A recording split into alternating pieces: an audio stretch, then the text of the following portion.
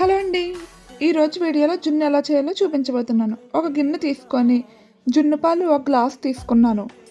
అదే గ్లాస్తో normal milk ఒక గ్లాస్ తీసుకొని హాఫ్ గ్లాస్ బెల్లం వేసుకొని అంతా మిక్స్ అయ్యేలా ఒకసారి బాగా కలుపుకొని స్ట్రైనర్ తీసుకొని మరొక గిన్నెలోకి వడకట్టుకోవాలి. ఇలా వడకట్టుకోవడం వల్ల పాలలోను బెల్లంలోనూ ఏదైనా డస్ట్ ఉంటే పోతుంది. ఇలా వడకట్టుకున్న తర్వాత ఇందులోనే హాఫ్ టీ స్పూన్ మిరియాల పొడి, హాఫ్ టీ స్పూన్ యాలకుల పొడి వేసుకొని మరోసారి బాగా కలుపుకోవాలి.